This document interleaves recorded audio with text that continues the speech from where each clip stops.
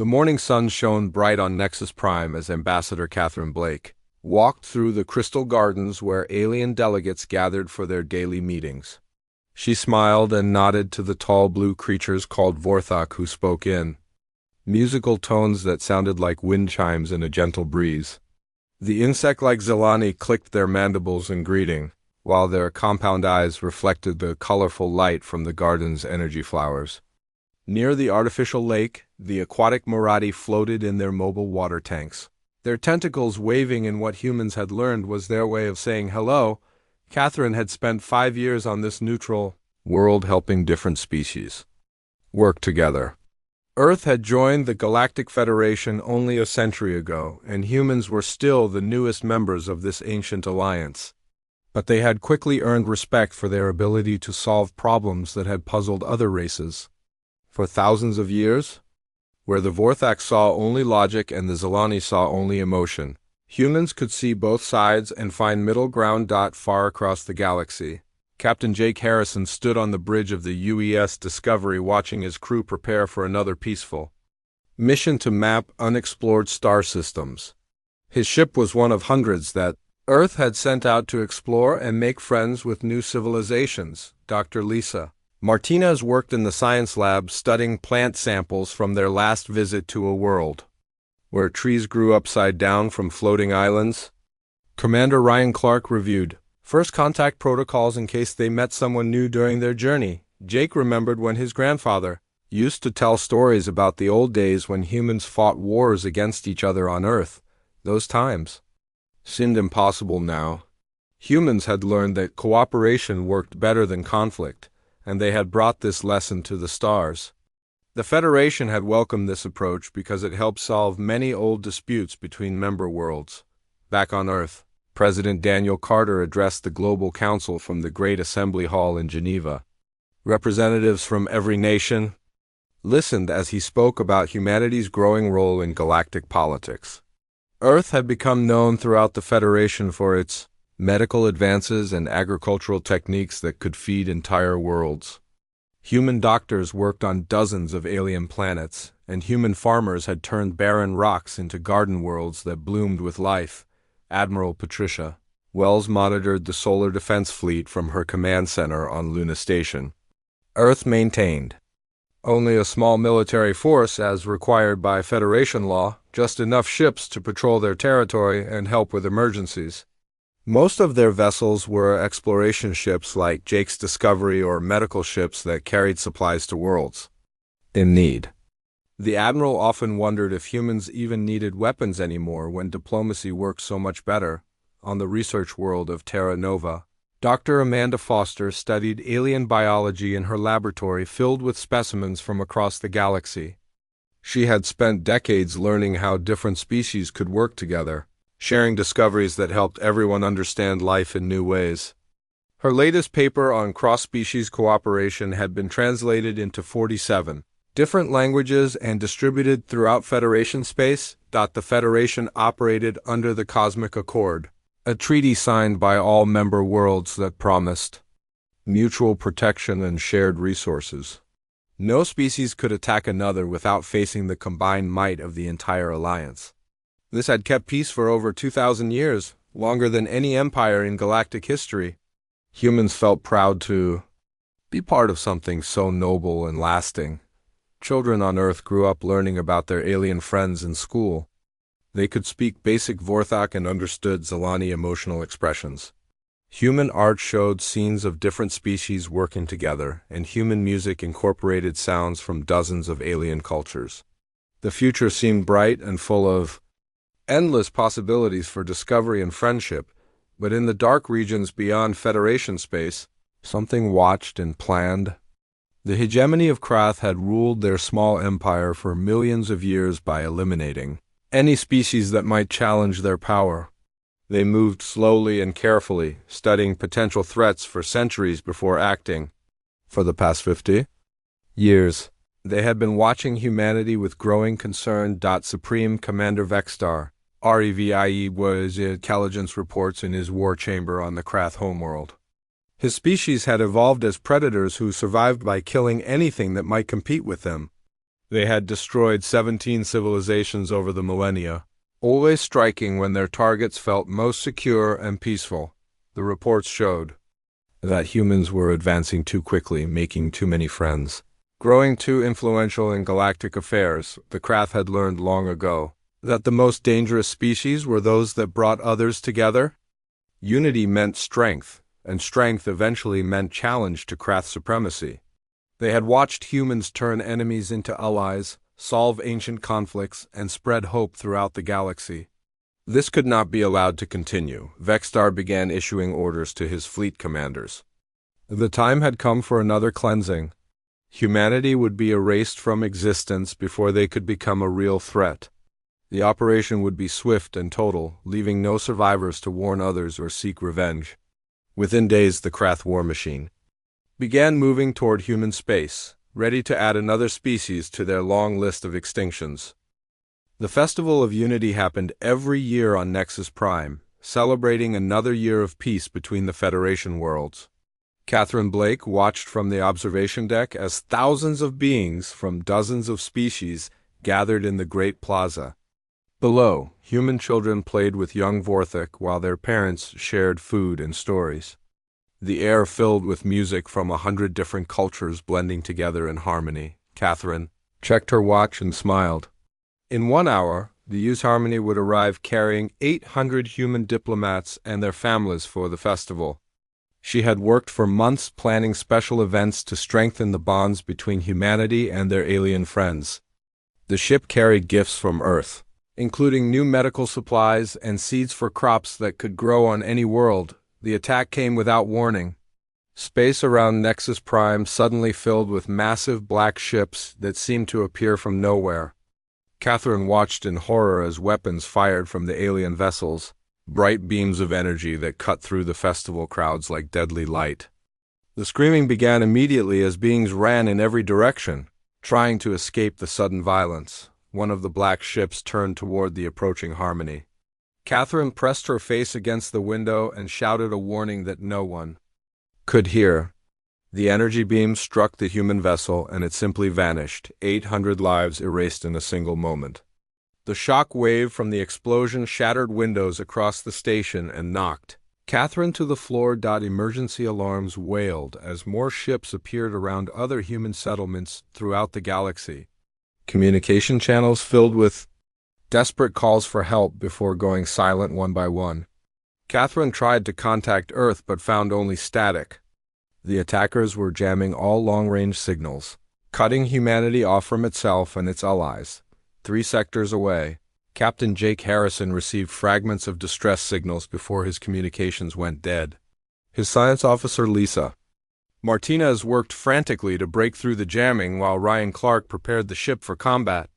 They had no weapons beyond basic defense systems, but Jake ordered maximum speed toward Nexus Prime anyway. Even if they could not fight, they might be able to rescue survivors. On Earth, Admiral Patricia Wells watched her command center transform into chaos as reports flooded in from across human space. Colony world after colony world went silent. New Geneva, home to 2 million farmers and their families, sent one final message before their orbital stations exploded in brilliant flashes visible from the planet's surface. The agricultural world of Green Valley simply disappeared from all sensors as if it had never existed. The attacks followed a pattern that made Patricia sick to her stomach. The alien ships targeted civilian populations first, using weapons that cracked planets open like eggs. Schools, hospitals, and homes burned while military bases remained untouched until evacuation became impossible. These attackers wanted to cause maximum suffering before they finished their work. President Carter gathered his cabinet in the emergency bunker beneath Geneva as reports of the massacre reached Earth. The aliens had destroyed 18 human worlds in less than 3 days, killing over 50 million people without warning or demands. Carter authorized full military mobilization, but humanity's small defense fleet seemed pathetic against an enemy that could make entire planets disappear. The few surviving ships sent desperate messages describing their attackers. The aliens called themselves the Krath Hegemony and spoke of cleansing the galaxy of inferior species. Their technology was beyond anything the Federation had ever seen, able to manipulate space and time itself. Human weapons bounced harmlessly off their shields while their return fire could vaporize entire fleets. Carter tried to contact the Federation Council for emergency assistance, but the response shattered his remaining hope. The Vorthak had recalled all their ships to defend their homeworld. The Zilani closed their borders and refused all communication. The aquatic Marathi offered to help but admitted their technology was useless against Krath's superiority. Humanity's friends had abandoned them in their darkest hour. Jake Harrison arrived at Nexus, primed to find the station burning and thousands of bodies floating in space. The festival plaza had become a crater filled with the remains of beings who had been celebrating peace just hours before. His sensors detected a few hundred survivors hiding in the lower levels, including Catherine Blake, who had managed to reach an emergency shelter. The Krath fleet still orbited the station, their black ships moving in perfect formation as they systematically destroyed every human facility. Jake knew his exploration vessel could not fight them, but he also knew he could not leave the survivors to die. He made the hardest decision of his life and ordered his crew to abandon ship in the escape pods while he prepared for a ramming attack. Lisa Martinez protested that suicide would accomplish nothing, but Jake explained that someone had to try. If they could damage even one Krath ship, it might give the survivors time to escape. Ryan Clark volunteered to stay behind, saying that the captain should not die alone. Together they guided the UES Discovery toward the largest enemy vessel. At maximum speed, the Krath seemed amused by this desperate attack and made no attempt to avoid the collision. Jake's ship struck their command vessel and exploded in a burst of nuclear fire that briefly lit up the system like a second sun. The Krath ship emerged from the flames barely damaged, its shields having absorbed most of the impact, but the explosion created enough of a distraction for Catherine and 200 other survivors to escape in emergency pods. They watched through tears as the Krath completed their work on Nexus Prime, reducing the great station to rubble and ash. The Festival of Unity had become a monument to the beginning of humanity's end. As the survivors fled toward the edge of the system, they heard the Krath broadcasting their intentions throughout the galaxy. Supreme Commander Vexstar announced that humanity would be completely exterminated within 6 months as an example to other species who might grow too ambitious. The message ended with recordings of human children crying for their parents in the moments before their worlds died. The few human ships that remained scattered across space carried the terrible news back to Earth. The peaceful years were over, and the galaxy had shown its true face to humanity. Among the survivors rescued from the ruins of Nexus Prime was Dr. Nathan Brooks, a quiet archaeologist who had spent years studying ancient alien ruins throughout the galaxy. His research had taken him to dead worlds where mysterious civilizations had once thrived before vanishing without explanation. Now, as he sat in the emergency shelter aboard the rescue ship, Nathan realized he might know exactly what had happened to those lost peoples. Catherine Blake found Nathan hunched over his portable computer, his hands shaking as he scrolled through files of ancient Krath inscriptions he had discovered on 17 different worlds. She watched his face grow pale as he translated the alien text, each symbol revealing another piece of a horrible puzzle that had taken him decades to understand.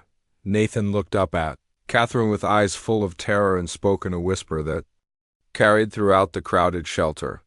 The Krath hegemony had committed genocide 17 times before over the course of millions of years. Every civilization that had shown potential to advance beyond their current state had been systematically destroyed. The empty worlds Nathan had studied were not victims of natural disasters or wars between equals, but execution sites where entire species had been erased for the crime of progress. Admiral Patricia Wells coordinated the remaining human forces from a hidden base carved into an asteroid in the belt between Mars and Jupiter. Her fleet had been reduced to fewer than 50 ships, mostly damaged vessels that had escaped the initial massacre by pure luck. Intelligence reports from the few successful reconnaissance missions painted a picture that made her question whether humanity had any chance of survival, Colonel Steve Parker, her chief intelligence officer, delivered the most disturbing news yet. The craft possessed weapons that could ignite stars, turning entire solar systems into furnaces that burned for thousands of years. They had used these tools twice before when conventional planet-cracking weapons proved insufficient. The technology violated every law of physics that human science understood, suggesting the craft had evolved far beyond anything the galaxy had ever seen. Dr. Amanda Foster worked frantically in her underground laboratory on Luna, analyzing fragments of craft technology recovered from attack sites. Her team had managed to piece together enough alien hardware to understand how their enemies thought and planned. What she discovered made her physically sick and haunted her dreams for weeks afterward. The craft had been studying human psychology and behavior for over 50 years, learning how to maximize emotional suffering before physical destruction. They had infiltrated human settlements with spy devices that recorded everything from children's laughter to lovers' whispers. This intelligence had been used to design their attack patterns specifically to cause the greatest possible anguish. To their victims, Amanda found evidence that the craft viewed genocide as an art form, competing among themselves to devise increasingly creative methods of extinction. They had turned the destruction of civilizations into entertainment, broadcasting the final moments of dying worlds to their home systems where millions of craft watched and celebrated each new technique of mass murder. Lieutenant Commander Julie Adams led a reconnaissance mission to the ruins of New Geneva, hoping to find survivors or salvageable equipment in the devastated colony. What her team discovered in the wreckage changed them forever and marked the beginning of humanity's transformation from victims to something far more dangerous. Hidden beneath the rubble of the colony's medical center, Julie found a craft research facility where hundreds of human prisoners had been kept alive for experimentation. The aliens had been studying human responses to pain, fear, and despair with the clinical detachment of scientists dissecting laboratory animals. Video recordings showed craft researchers torturing children while their parents watched, carefully. Documenting every scream and tear, the facility contained detailed psychological profiles of captured humans, analyzing which forms of suffering produced the most interesting reactions. The craft had been particularly fascinated by human concepts of hope and love, finding great amusement in destroying these emotions as slowly as possible. They had turned human compassion into a weapon against humanity itself. President Carter received the final blow to his remaining faith in galactic civilization when the Federation Council transmitted their official response to the crisis. The ancient alliance that had kept peace for 2,000 years formally expelled humanity from membership to appease the craft and protect themselves from similar destruction. The message was clear and brutal. Humanity was alone. The expulsion notice contained a statement from the Vorthak explaining that they regretted the necessity but could not risk their own extinction for a species they had known for only 1 century. The Zelani added that emotion must give way to logic when survival was at stake. Even the Marathi, who had offered token assistance, withdrew their support when faced with the reality of craft power. Nathan Brooks made his most important discovery. While analyzing recordings from the destroyed diplomatic quarter on Nexus Prime, hidden in the ruins of the human embassy, rescue teams found the body of Ambassador Catherine Blake clutching a recording device she had managed to activate during the final moments of the attack.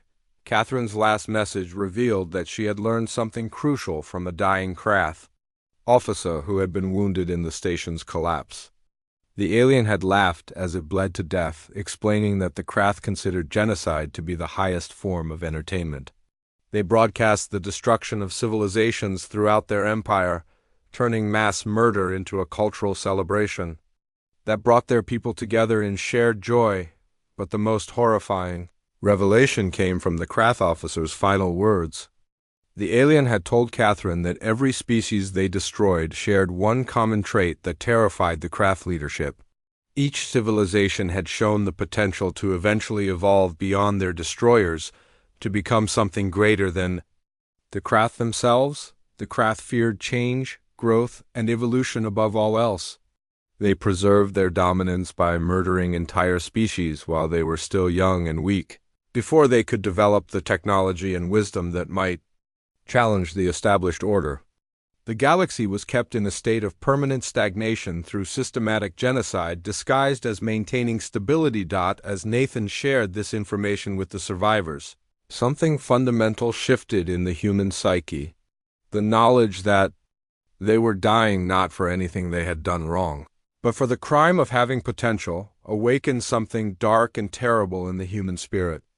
The peaceful diplomats and explorers began to disappear, replaced by beings who understood that survival required, becoming something the galaxy had never seen before. Admiral Wells listened to Nathan's report from her command center and felt the last traces of her old self die. The universe had revealed its true nature to humanity, showing them that mercy was weakness and cooperation was suicide. If the galaxy wanted monsters, she would give them monsters beyond their worst nightmares. The transformation began in the hidden laboratories beneath Luna, where Dr. Amanda Foster stared at vials of weaponized diseases that could kill entire star systems. She had spent her career studying how different species could work together in harmony, but now she focused on how they could be destroyed with maximum efficiency.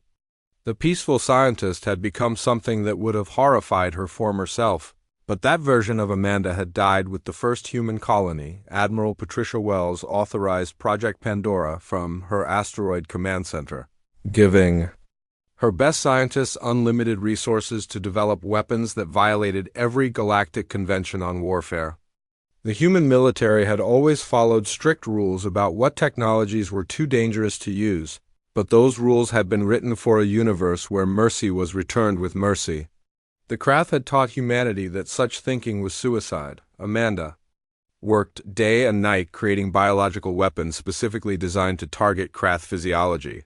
Her team had analyzed tissue samples from the dead alien found on Nexus Prime, learning how their biology functioned and where it could be attacked most effectively. The diseases she created would not just kill quickly, but would cause maximum suffering while they worked, giving the Krath a taste of their own medicine. Captain Tony Miller had been first officer aboard the UES Discovery when Jake Harrison sacrificed himself to save the survivors. Now, Tony commanded a converted cargo freighter packed with enough antimatter to destroy a small moon. His mission was simple: find a Krath supply depot and turn himself into a weapon that would erase everything within 100 kilometers. Tony remembered the peaceful exploration missions he had flown with Jake, mapping new star systems and making first contact with unknown civilizations. Those days seemed like someone else's life now. The Tony Miller who had believed in diplomacy and understanding was as dead as his captain, replaced by something that understood only hatred and revenge. The suicide attack succeeded beyond expectations. Tony's ship approached the Krath supply depot disguised as a damaged freighter requesting emergency assistance. The aliens took the bait and allowed him to dock, curious about this human who seemed to be surrendering. Tony waited until their boarding party was inside his ship before triggering the antimatter charges that vaporized the entire facility and its 3,000 occupants. The explosion was visible from 12 light-years away, a brilliant star that burned for 3 days before fading. More importantly, it sent a message to the Krath that humans were no longer the helpless victims they had been massacring. The prey had learned to bite back, and the bite was deadly. Colonel Steve Parker established the Ghost Fleet using every surviving human vessel that could carry weapons. These ships operated with no rules of engagement and no regard for their own survival. Their crews were volunteers who had lost everything in the initial attacks and wanted nothing more than to kill Krath before they died. They painted their ships black and removed all identification, becoming phantoms that haunted the space lanes between Krath systems. The Ghost Fleet's first major operation targeted a Krath passenger liner carrying civilians to a vacation world. Parker's ship surrounded the vessel and demanded surrender. But when the Krath captain responded with threats and insults, the humans opened fire without hesitation. They learned from intercepted communications that the passengers had been planning to watch recordings of human children being tortured as entertainment during their trip. Dr. Nathan Brooks worked with Amanda Foster to develop nanomachines that could turn entire atmospheres into poison. The technology required rare elements that could only be obtained by raiding craft scientific installations, giving the Ghost Fleet new targets and humanity new reasons to perfect their killing skills. Lieutenant Commander Julie Adams had found the torture chambers on New Geneva, and the discovery had changed her from a reconnaissance officer into something far more dangerous. She led increasingly brutal raids against Krath outposts, and her team stopped taking prisoners after learning that the Krath had been broadcasting human suffering to their children as educational material about the weakness of inferior species. Julie's methods became legendary among the surviving humans and infamous among their enemies. She would capture Krath facilities and turn them into displays of human creativity, arranging the bodies of their former occupants in patterns that conveyed messages of pure malice. The aliens began to fear her more than death itself, because death was merciful compared to what Julie Adams did to enemies who fell into her hands. The first major human victory came when Captain Helen Garcia deliberately lured an entire Krath battle fleet into the sanctuary system, where she had hidden nuclear charges powerful enough to irradiate the entire region.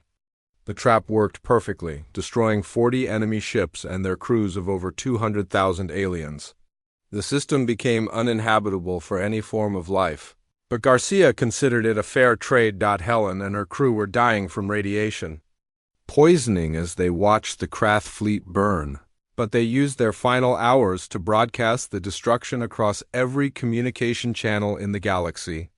For the first time, other species saw that the mighty Krath could be defeated, that their superior technology meant nothing against enemies willing to sacrifice everything for victory.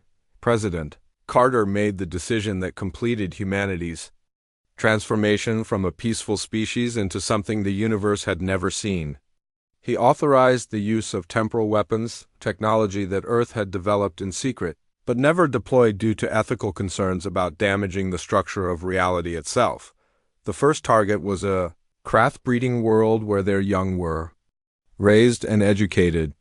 The temporal weapon did not simply destroy the planet but erased it from the timeline itself, making it so the world and its billions of inhabitants had never existed at all.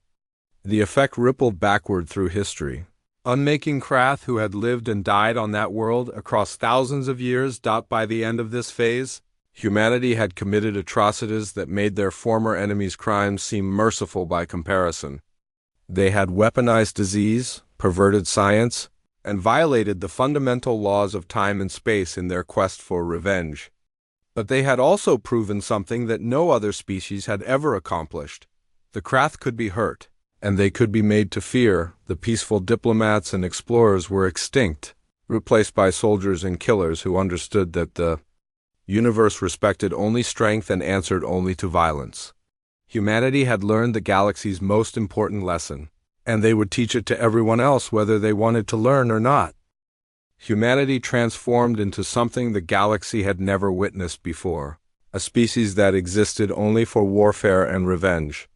Every surviving human settlement became a weapons factory where children learned to build bombs before they learned to read. The concept of civilian population ceased to exist as everyone from scientists to farmers dedicated their lives to creating new ways to kill their enemies. Admiral Patricia Wells no longer called herself by her old rank, instead taking the title of War Mother as she coordinated attacks from her mobile command station named Retribution. The massive ship had been built from the fused hulls of destroyed human vessels, a monument to the dead that served as the brain of humanity's new war machine.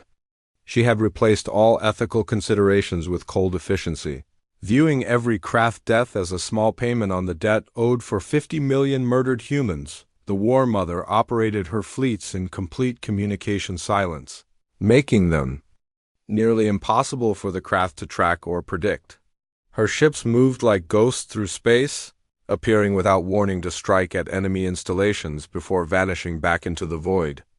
Each attack was planned with mathematical precision to cause maximum damage while ensuring that some Krath survived to spread fear among their people. Dr. Amanda Foster completed what she called the Extinction Protocol, a collection of weapons designed to eliminate the Krath species entirely from the universe.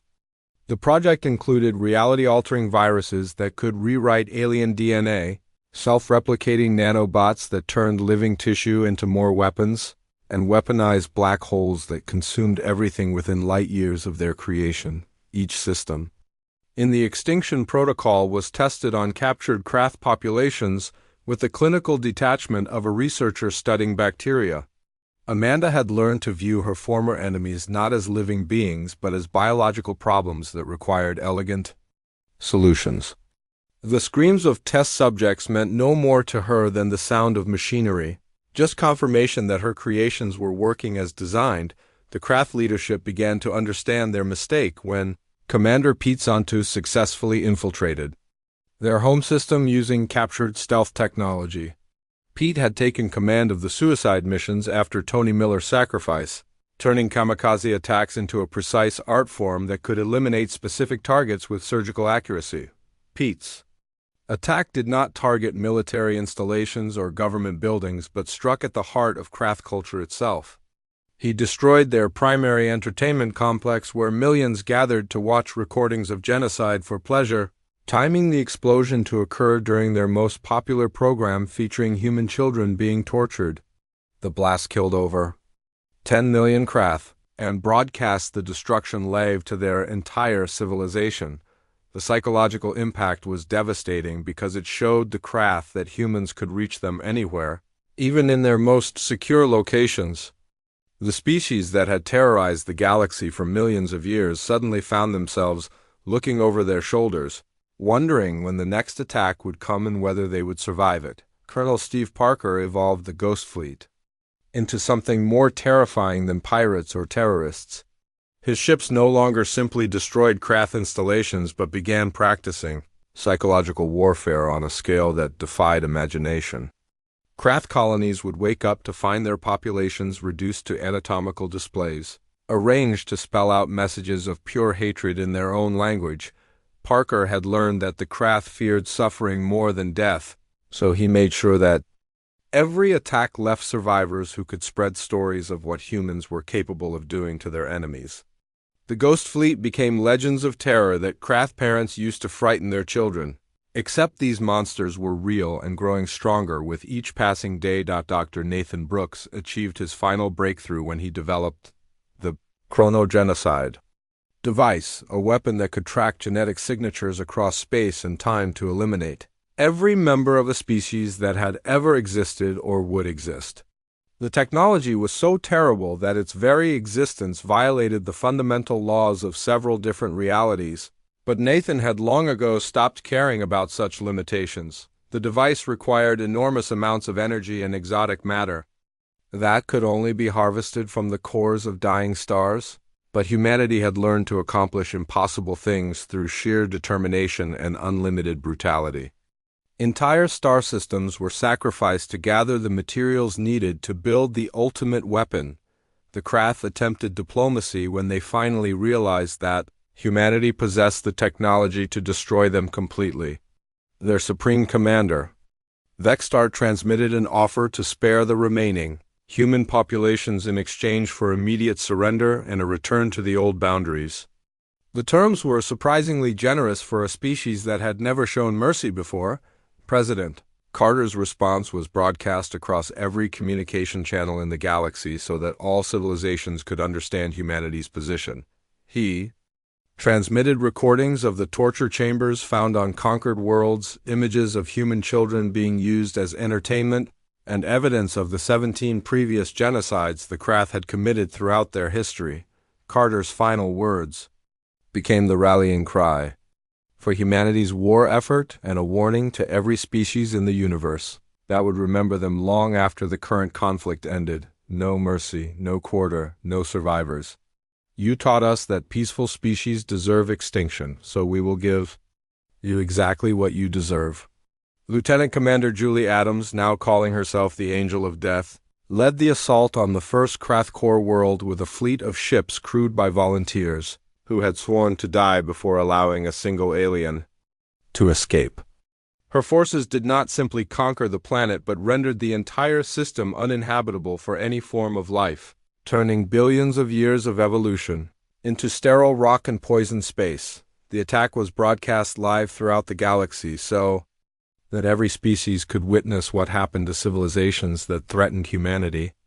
Julie's fleet left monuments on the dead world, describing exactly why the genocide had been committed and promising that any species that supported the Krath would receive identical treatment. As the assault fleets moved toward the remaining Krath core worlds, humanity prepared to activate the chrono-genocide device that would erase their enemies from history itself. The peaceful species that had once sought cooperation among the stars had become something that viewed the complete destruction of civilizations as just another tool of policy.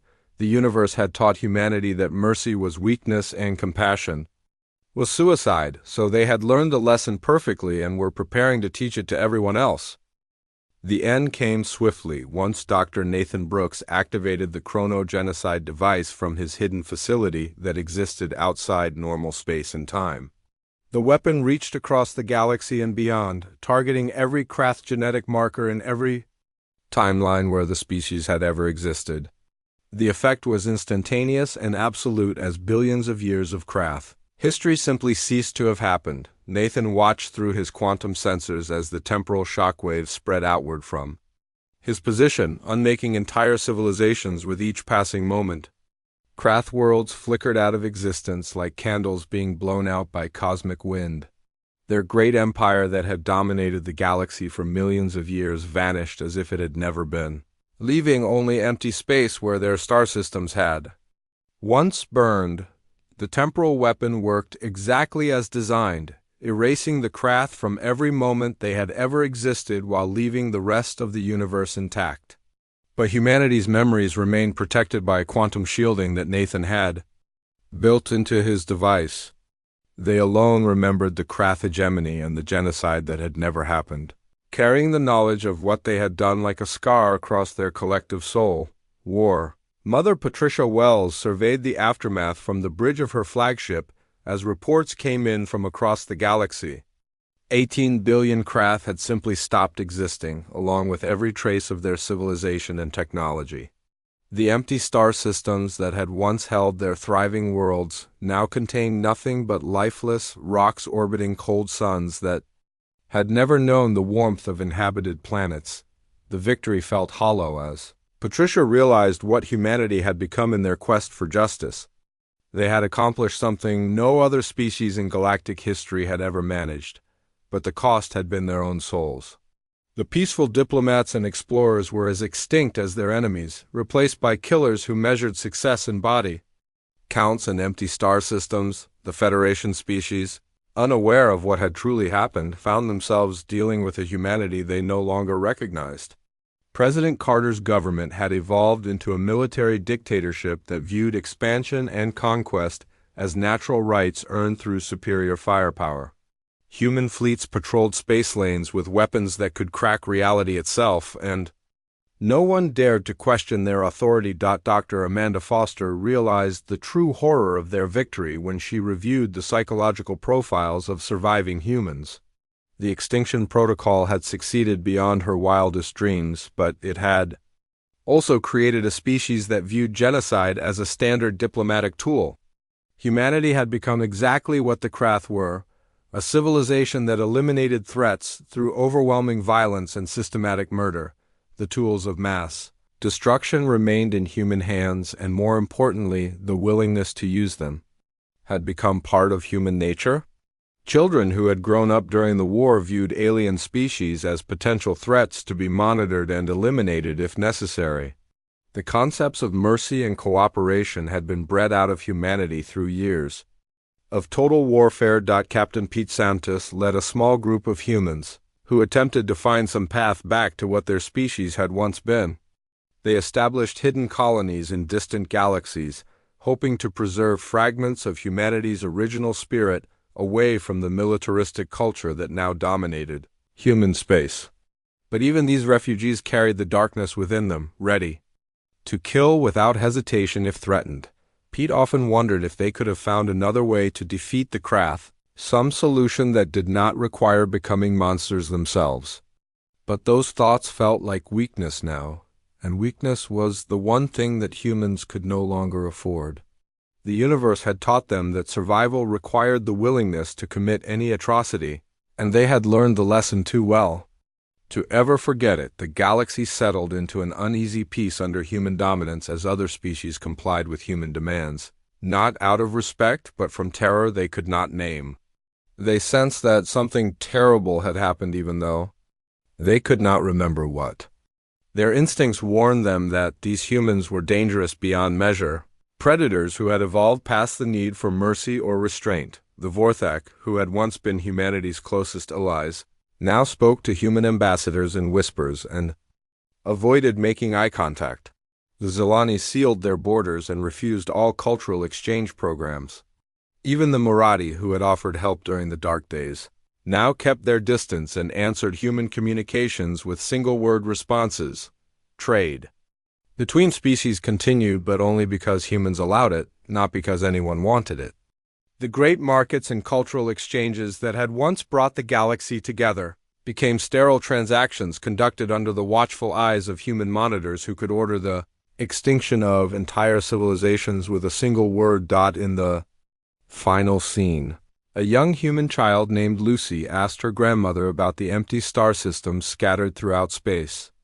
The old woman, one of the last survivors who remembered Earth before the war, knelt down and explained that those systems were monuments to what happened when someone threatened human children. Lucy smiled with innocent curiosity and asked if she could learn to make star systems empty too.